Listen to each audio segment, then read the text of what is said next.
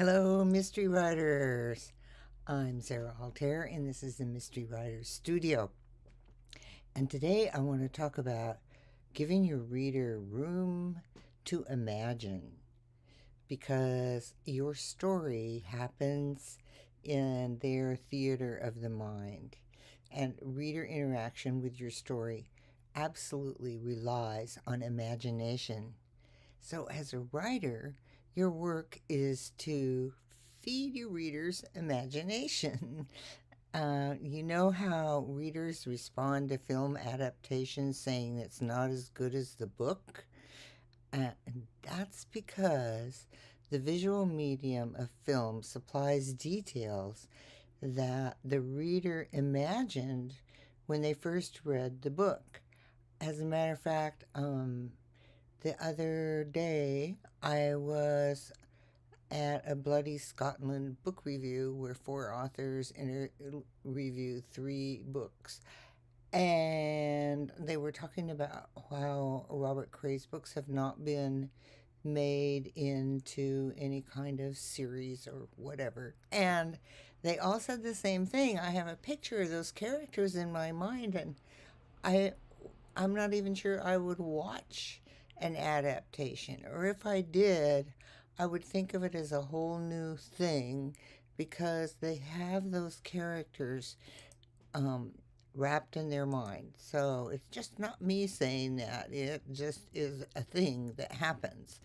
Um, so, however much you see a character in your mind as the writer, you want to give your reader room to form their personal image of your characters. Alright. So, when a reader forms a picture in their mind, you've created an emotional connection. And that connection keeps them turning pages. This is good, right? So, you want to stimulate your reader's imagination with hints. So, spoon feed the details to keep your reader from, you know, with personal involvement in your character. And as a new writer, you may be tempted to supply every detail from your character background because you did all this work and created what they wore and what they eat and their bedroom, everything. But you don't need all of those things in your story. Um, but essentially all that information is for you, the writer, because you want to give your readers bits and pieces and give them room to formulate their personal reader image. So, how does this all work? You want to paint broad brushstrokes and skip long, detailed descriptions of that character looking in the mirror, for instance. Give your reader touch points to start seeing your character in the mind. Um, you don't want to describe how tall or lean a character is, or tell the color, or even tell the color of their eyes, or reveal their age. In other words, if you do those things, you want to do them because they are pertinent to the story, not because you just have all these details ready to supply about your character. Um, you want to feed that reader's theater of the mind where your characters are acting in their theaters. Uh, so, what can you do to stimulate your reader's imagination? So as I said, you can spoon feed every detail. Uh, so, choose up to three main physical details and refrain from long lists of that because your reader's going to get lost and they also get bored. All right. So use other character reactions to help readers form a picture. Um, for instance, if your character is particularly tall or short, How does the other character, do they have to look up to them to talk to them or look down to them? Though you can give your reader a picture without saying this character is tall, all right? Uh, your reader won't notice they're providing their own details, right? And they won't know they're forming an emotional attachment to your character, but they will, and they will love your character without knowing why. In other words, your reader doesn't need to know why they like your character so much, but a lot of it has to do with the way they can picture that character in their mind. So, feeding the reader imagination doesn't just engage them, it allows you to mislead them and surprise them along with your story. And this is really great for mystery writers. Readers will pour more of themselves into your story if you let them imagine the wrong details first. All right. So, one thing you can do is paint false clues. Um, you can paint false clues about your character or events in the first to mislead your readers. Their clues will shape how readers imagine certain aspects of your story, and this sets them up also for looking at clues the wrong way, which may be something that your detective is doing at the present moment. So when the truth is finally revealed, it surprises the reader who'd formed the quote wrong unquote image in their mind. For example, you can describe a character as having a weathered brown skin, and readers will probably imagine an older man. Later, the character is a 16-year-old girl, and this is the surprise that you give them, and it upsets their imagined image, and then they have to create a whole new image. Um, and it creates an aha moment and increases your reader's engagement. You can also turn that misdirection into discovery. You don't want to mislead just for the sake of being tricky. As I said many times, readers don't like to be tricked. They like surprises, but they don't want to be tricked.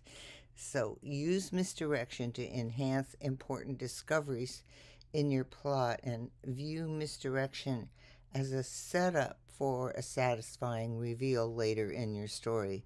This makes imagined information another tool to engage readers in discovering your story. You do want to limit that misdirection. So, too much of misdirection can frustrate readers who feel misled or manipulated. It's the whole thing about setting them up with tricks. They don't like that. It's okay to mislead them and reveal something later, but you don't want to keep doing that. So you want to limit the major instances of misdirection to key plot points and avoid confusing your readers by subverting their imagination too much. Overall, giving readers room to imagine allows you to engage and surprise them at pivotal moments.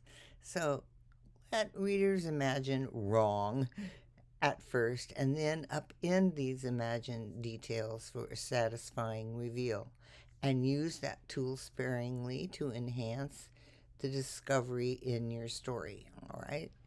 So introduce each character with clues. Use several broad strokes to let the reader fill in the details. So, once again, you want to choose 3 main physical details. Refrain from long lists of details. The reader gets lost and they get bored and they may even skip long narratives. And use the other characters' reactions to help readers form a picture and reinforce your original details later in the story. So your reader won't notice they are providing their own details, and they won't know they are forming an emotional attachment. So, your reader's imagination is a powerful tool for engagement and surprise in your story. And by feeding your reader enough hints and details to get started, you allow them to form their own images, and it's so important because they're connecting with your characters, and this personal involvement keeps them turning pages. While broad strokes and absence of detail may feel lacking to you as a writer, resist the urge to prescribe every detail. Your reader's mind will fill in the blanks in a personal way that enhances their experience of your story. And you can manipulate this imagined information to mislead readers for a time, setting up surprises and plot twists. But when done properly, these moments of discovery delight readers and increase their engagement of the story, because what you have done is connected with their imagination and connected with their emotions. So, in the end, harnessing your reader's imagination extends your story beyond the page. It allows each reader to make aspects of the plot and characters their own. It's their own. They start to own the story, and you want that, all right? So, by providing the right balance of hints and reveals, you can create an experience that lives long in their mind. And you feed that theater of your reader's mind wisely, and you may find they stay forever in its staging. So, the reader's imagination is a gift. You want to use it, you want to feed it, and don't give them too much, because they'll be emotionally involved in your story, and they're going to care, and they're going to keep turning pages. Okay, that's it. And as always, if you have any questions or comments, leave them in the comment section below. And I hope you're having a good time writing your stories. And I will see you next week. Thank you.